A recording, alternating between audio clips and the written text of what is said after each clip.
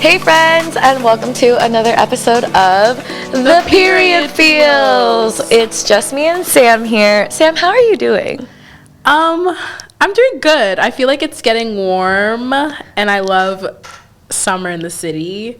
So I've been like I usually stay in Brooklyn, but I've been venturing out to the city a lot more, which is For going out time or?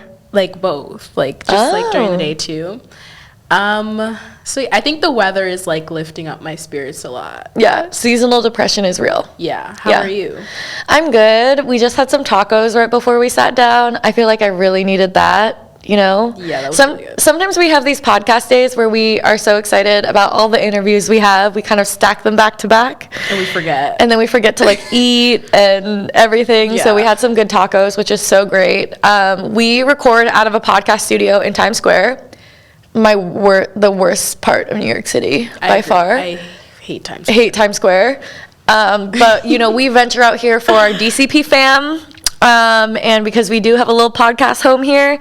And it's hard to find like affordable, good food around the area that isn't like Olive Garden or McDonald's. We did go to Olive Garden, though. We did go to Olive Garden, and it was my first time at Olive Garden when we went. It wasn't my first time. Wasn't your first time? No. But today we went to Los Tacos, number 1, which is so delicious. That was really good. Really good. So if you do have to come to Times Square, that's definitely a place we'll be going more. Yeah, for sure. Which is always a good thing. But yeah, we also have some really exciting news, which is that we're moving into an August headquarters in downtown New York City, in the city. On Thursday, which is kind of crazy. We have the movers booked and everything. But I need to tell you about something that like kind of broke my heart yesterday. So remember, I'm scared. Yeah, What? No, be scared. So yesterday morning when we were on our team call, which is like the kickoff call we have every Monday, I shared with you that I was able to get us free desks and chairs. Okay. And I got us free desks and chairs, and I was really happy about this brand that had like signed a contract with me. And so I had been turning down any other offers for furniture and everything. We like haven't been budgeting or planning. Then yesterday, as I'm like giving them my address, they pulled and they said, sorry, we didn't like get enough approval. We actually can't do this anymore. Why? And so I'm like, I don't know. That's all they told me. They were just like, oh, we're so sorry.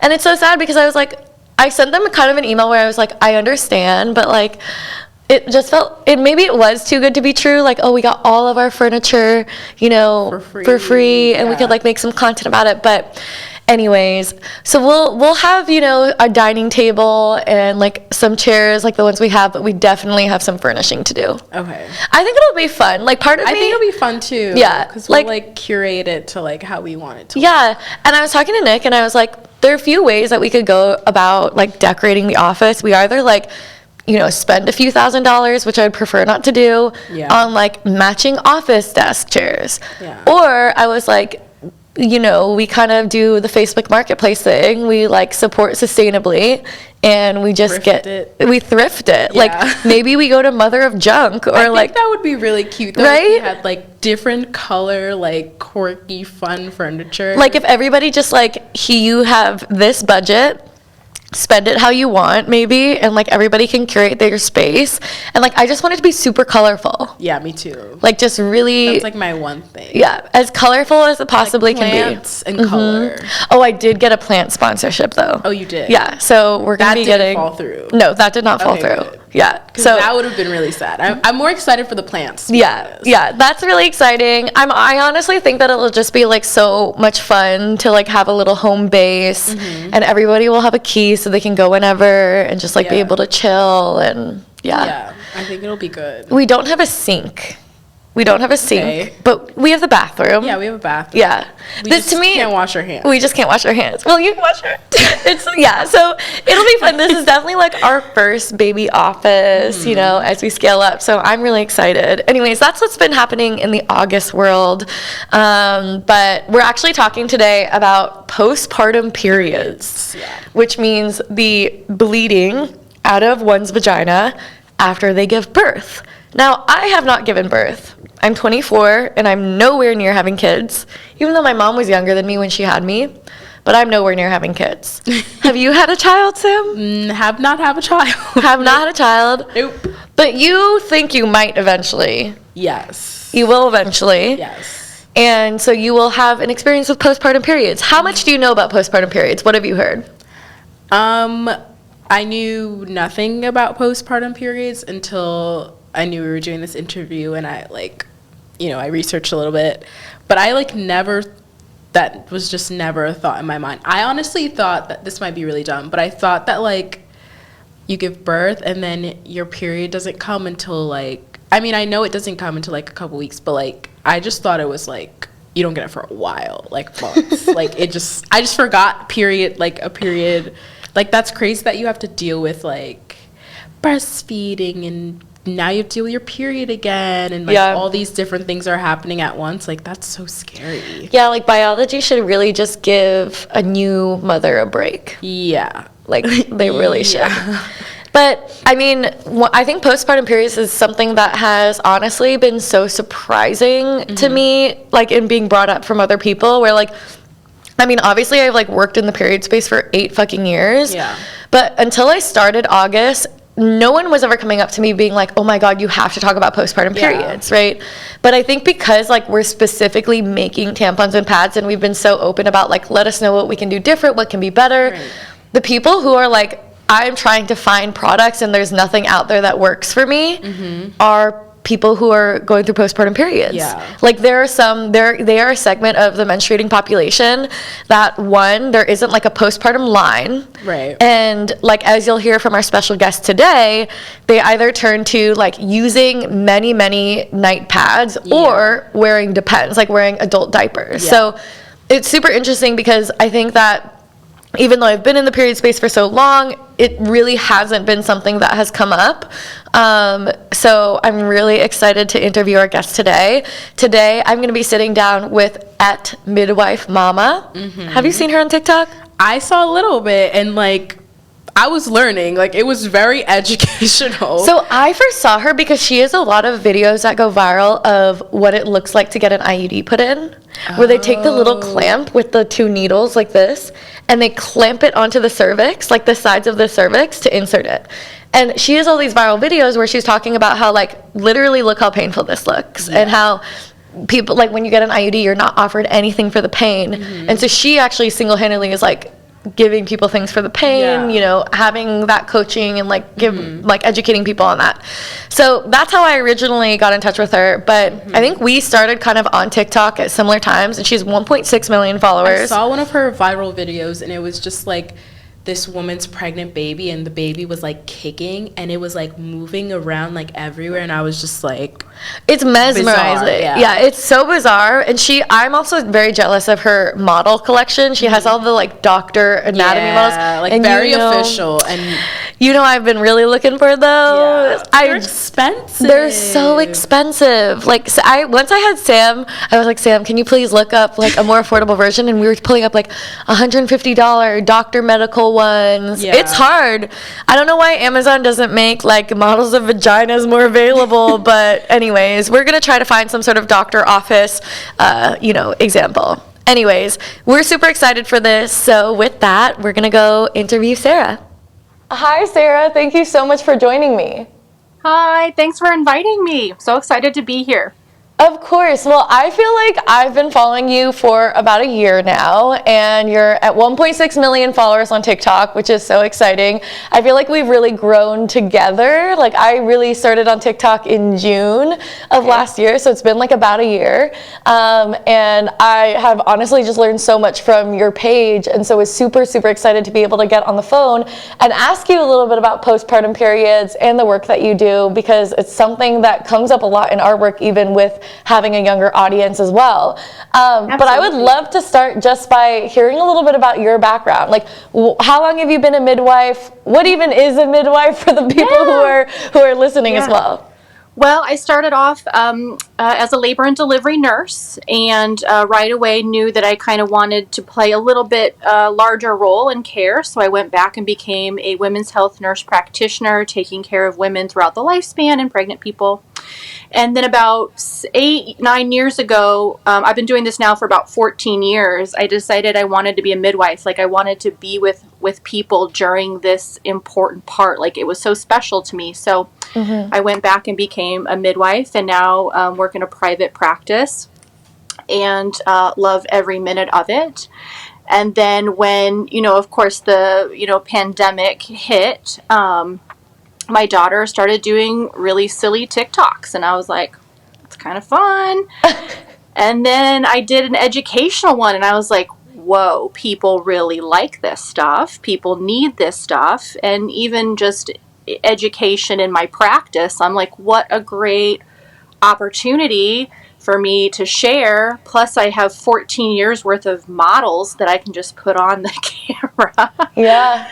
So, yeah, that is kind of how everything got started. And watching you, you have just kind of exploded, and it's been really, really fun to watch you as well on TikTok. And yeah, it's been a fun ride, I think.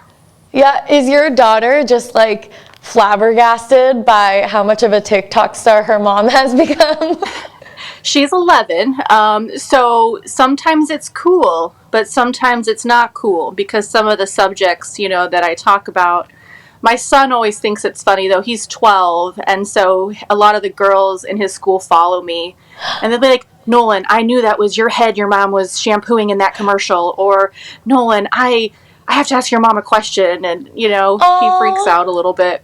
But I think the funniest thing was the other day when they came home from school, and there was like a half of a torso on my dining room table. I had ordered a OB model, and they just like shook their heads and like walked the other way. But like, it's so normalized now. I feel like that's my boyfriend when he comes home, and I have like different size tampons laying out with like red liquid in them because I'm testing absorbencies. It's like he just kind of is like, yep, that checks out. There was a time, I don't know if you've seen some of the videos I made, where I was taking a microscope camera and putting it on my used period pads because I wanted to see what it looked like up close. And for like about a week, for one cycle, because then I was banned from doing it in the house, that was the boundary he set, I had like my used panty liners like out on a cardboard, and I had them there for a few days, and he was like, yeah, this is probably where I draw the line. But I really, that's what our family members, get used to. But, well, I mean, it's so incredible to watch all the content you're doing, and I mean, know that you're bringing so much literal life into the world. But I'm curious, like, for those of us who are, have not had children yet or gone through postpartum periods, whenever people who are new moms or moms like hear about the work that I do, they have so many postpartum period stories to tell me. And what I hear is that it's a lot heavier, that it's kind of constant. It's way more than a week. Your cycle is readjusting. But I'd love to hear a little bit from you, like, what can someone expect from postpartum periods in general? Sure. And I think the big misconception too that some people have is that if you have a cesarean birth, you're not going to have as much bleeding as someone who had a vaginal birth. And it may be true a tiny bit, but really the bleeding comes from the same place. So most people end up with exactly the same amount of bleeding as their counterpart who had the vaginal delivery. Because what happened is that placenta, as it's gone, it leaves a scar. And so that scar, one, has to heal. Plus you have all this thickened endometrium and skin cells and other endometrial cells that are kind of just hanging out in there that have to get out. So the actual bleeding period can last from about 1 to 6 weeks.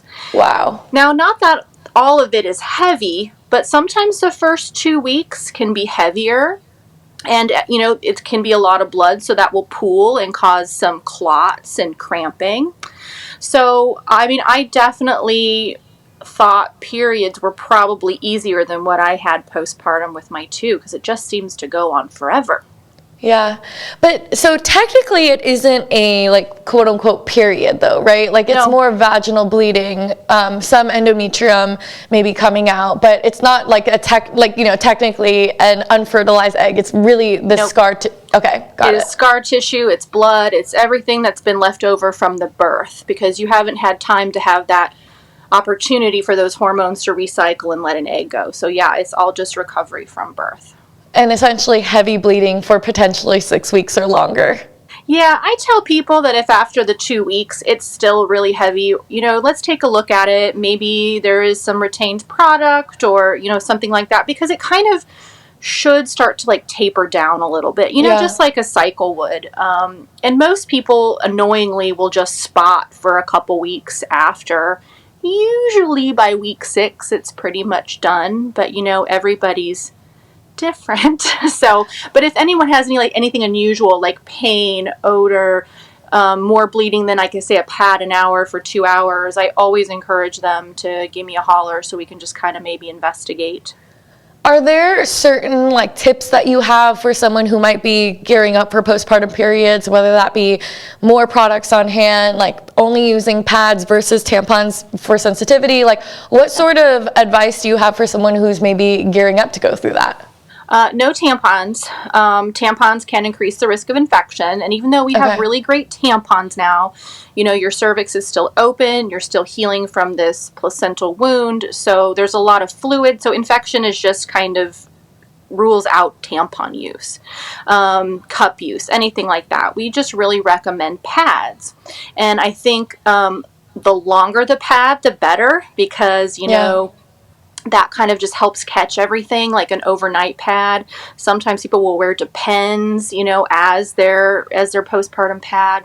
But I think the hardest thing is some people will just buy whatever, of course, they see, and they have scents in them or artificial things. I just want a very natural, either regular pad or just cotton, something that is not going to cause infection. And then the other thing is that they need to change them frequently so that they can breathe and so that they don't end up with all that chafing that's associated with pad use sometimes. That's super good to know. Yeah, no, at August, we've been getting so many questions about it because there's clearly a gap of postpartum specific period care, because I think there is this misconception of, it's just a heavy period, when in reality it is going on for so much longer. And from what I've heard, it's a lot more clots than someone might be used to as well. I've seen a lot of your viral videos also about IUDs, and I know you've done quite a bit of commentary on potentially introducing making it less sensitive when someone gets an IUD put in. Can you tell me a little bit about that and maybe some of the most frequent questions you get on your IUD videos? Sure. I got a lot of angry people on my videos because I don't think that their pain was being taken seriously. And that's not everywhere, but it was quite an overwhelming number of people who have horrid IUD stories. Now, going to school and in learning for training the IUD, they never trained us to do any kind of spray, block, pain medication or a benzodiazepine for relaxation or anything like that. And so my first couple years of practice, I didn't offer any of those things. But what I was seeing were these women that just really couldn't tolerate it. It was the most painful thing they'd ever experienced. And so I started to play around with it myself and started to offer a variety of medications, because it used to be just ibuprofen. And not that everybody takes me up on the offer for pain management for IUD placement, but I think it should be offered because, the cervix does have nerve endings. We were led to believe that it's, just lightly painful, but I've had one of those and I didn't think it was very painless. So, me too. So, when people come in and they're like, is it going to hurt? Yep. It might not, but for most people it does. I show them the instruments. I tell them what we have as far as pain management. Now, a lot of the times postpartum, honestly, people tend to do really, really well with them. I think because the cervix is a little bit open. And so most people are like, oh my gosh, that was so easy. But otherwise, most people do seem to have discomfort with them. And it riled up a lot of people on TikTok. And a lot of my friends even, I've asked them, are you offering pain management now? And they're still like, no. What is the reasoning behind that? It takes too much time to counsel them. And I'm like, it does not take more than 4 minutes to counsel people on their options for pain management. they just don't have the time. They don't want to be bothered. They don't want to change their practice. But like our new NP, she just started placing IUDs, and I almost was like, hey, are you offering pain management? And she's like, no. And I said, you need to start. Yeah. And so when she gave her one patient a lidocaine injection and they did so much better, she's like, oh my gosh. I'm like, yes, because people are in pain.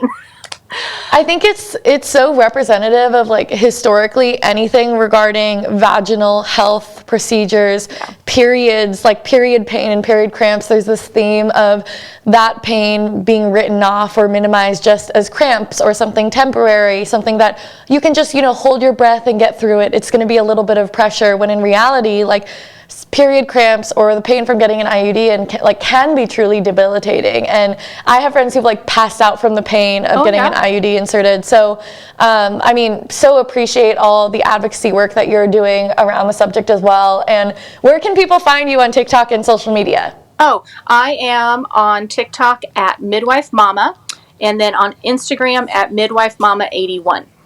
Amazing. Thank you so much, Sarah. Truly so appreciate the videos you put into the world, and hopefully we see more postpartum period care even from August in the future. Awesome. I love that. Thank you so much.